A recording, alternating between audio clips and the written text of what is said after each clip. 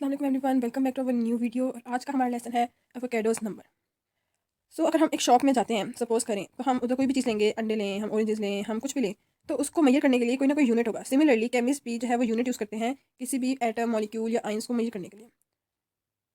और वो क्या होता है? Mostly moles. हम मोल्स मेजर करते हैं किसके लिए? किसी भी अमाउंट ऑफ सब्सटेंस के लिए। ठीक है, ये हमारे पास यूनिट होता है जो कि केमिस्ट यूज़ करते हैं। क्या केमिस्ट यूज़ करते हैं? यूनिट, जिसको हम क्या बोलेंगे? मोल्स। मोल जो है वो किसी भी सब्सटेंस की अमाउंट होती है, अमाउंट ऑफ सब्सटेंस होती है। अब इस अमाउंट ऑफ सब्सटेंस में कुछ पार्टिकल्स होते हैं, जाहिर है। तो वो पार्टिकल्स के नंबर क्या है? कितने पार्टिकल्स होते हैं? 6.022 10⁻23 पार्टिकल्स होते हैं। ठीक है, अब इस सब्सटेंस में कितने पार्टिकल्स हैं हमारे पास? 6.022 10⁻23 पार्टिकल्स हैं हमारे पास। ठीक है, अब जो ये पार्टिकल्स हैं, जिसकी मैं आपकी जो स्पेसिफिक नंबर है, इसको हम कहते हैं एवोकाडो नंबर। तो इससे हमें क्या पता लगता है कि एवोकाडो नंबर है क्या? किसी भी सब्सटेंस में जो मौजूद पार्टिकल्स होते हैं वो ऑलवेज सेम होते हैं, और वो होते हैं 6.022 10⁻23, जिसको हम क्या कहते हैं? Avocado numbers. ठीक है, और इसको हम रिप्रेजेंट कैसे करते हैं? इसको हम रिप्रेजेंट करते हैं NA से। ठीक है, तो अब जब भी कोई एवोकाडो नंबर लफ्ज़ आपके सामने है, तो आपके जहन में सबसे पहली चीज़ आनी चाहिए है 6.022 10⁻23 पार्टिकल्स एंड एक्सप्रेस बाय और रिप्रेजेंट बाय NA। यहाँ पे एक आपको मैं डेफिनेशन बताना चाहूँगी जो आपके आगे जाके काम आएगा। सो नोट इट डाउन, जो कि है molar mass. What is molar mass? Let me tell you. तो मोलर मैस के नाम से हम देखते हैं इसमें आ रहा है मैस। तो किस चीज़ का मैस होगा? किसी भी मोल का। मोलर मैस है तो मोल का, तो mass of 1 mole of substance, उसे हम कह देंगे मोलर मैस। क्या है ये? 1 mole of substance, 1 mole of substance का मैस जो भी होगा उसको हम कहेंगे मोलर मैस। नेक्स्ट, इसी टॉपिक के अंदर हमारे पास 3 टर्म्स आती हैं जिसको अब हम पढ़ेंगे कि वो होती क्या हैं, जो कि हैं gram atomic mass, gram molecular mass and gram formula mass. सबसे पहले हम देखते हैं एटॉमिक मैस। हमें पता है एटॉमिक मैस क्या होता है, ठीक है, हम पीछे पढ़ के आए हैं। अब किसी भी एलिमेंट का, किसी भी एलिमेंट का जो एटॉमिक नंबर है, ठीक है, किसी भी एलिमेंट का एटॉमिक नंबर जब एक्सप्रेस होगा ग्राम्स में, तो उसको हम कहते हैं ग्राम एटॉमिक मैस। हमने क्या क्या पढ़ा? एलिमेंट का एटॉमिक नंबर एक्सप्रेस होगा ग्राम में, उसको हम कह देंगे कि it is gram atomic mess. एक छोटी सी एग्जांपल भी आपको बता देते हैं। जैसे कि कार्बन का एटॉमिक मैस हमारे पास होता है 12 AMU, लेकिन जब इसको हम ग्राम में अब बताएंगे तो ये क्या हो जाएगा? 12 ग्राम। अब इसका ग्राम एटॉमिक मैस कार्बन का क्या है? 12 ग्राम।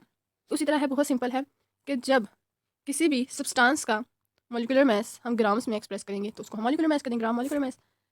यहाँ पे एलिमेंट था, पर यहाँ पे हमारे पास क्या है? सब्सटेंस।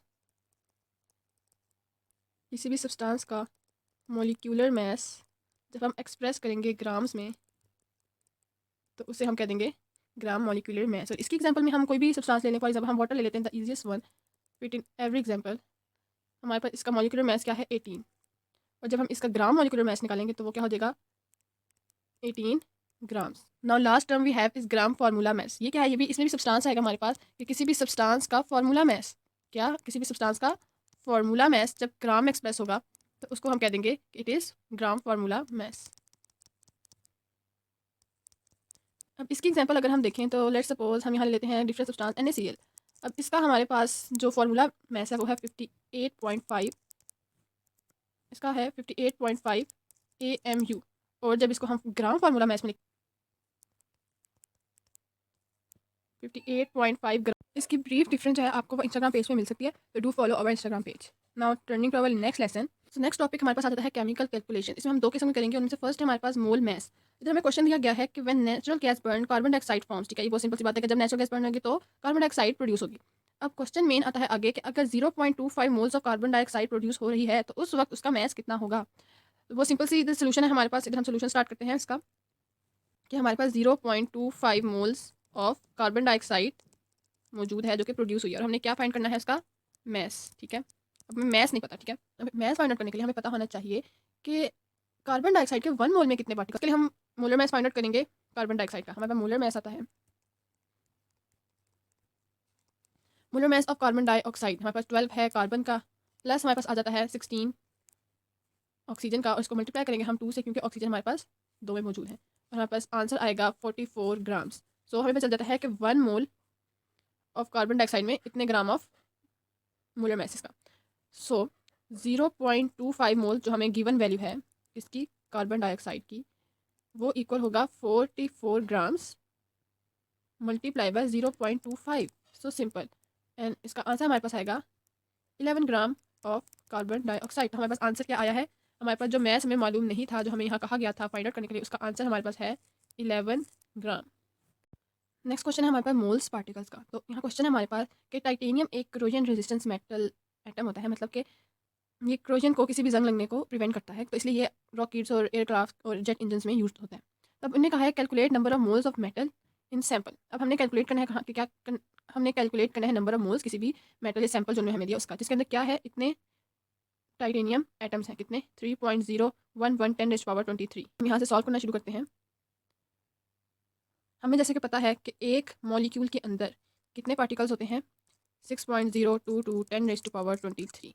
तो अब 3.011 10⁻23 के अंदर कितने मोल्स होंगे, ये हमें फाइंड आउट करना है। अगर 6.022 10⁻23 टाइटेनियम एटम्स हैं और वो इक्वल है 1 मोल ऑफ टाइटेनियम, ठीक है, 1 मोल ऑफ टाइटेनियम, तो हम इस वैल्यू को इधर ले जाके डिवाइड कर देंगे और साथ इसको मल्टीप्लाई भी करेंगे। किससे मल्टीप्लाई करेंगे, इस वैल्यू से, क्योंकि हमें फाइंड आउट करने हैं इसके moles. Titanium atoms is equal to 1/6.022 10⁻23 multiply by 3.011 10⁻23। हम सॉल्व करेंगे तो हमारे पास आएगा 0.5 मोल्स ऑफ टाइटेनियम। तो हमें क्या फाइंड आउट करना था यहाँ पे, और क्या हम उसको कर पाए हैं कि नहीं। जी, हमने फाइंड करने थे मोल्स ऑफ टाइटेनियम और वो हैं 0.5 मोल्स। अब इस चैप्टर के सारे लेक्चर्स और सारे लेसन ख़त्म हो गए हैं। अब हम मिलेंगे नेक्स्ट वीडियो में नेक्स्ट लेसन के साथ। आज के लिए इतना ही। Thank you for watching. हमारे चैनल को सब्सक्राइब जरूर करें एंड लेट अस नो कि कहाँ आपको अच्छी चीज़ लगी, आपको कितना समझ आया।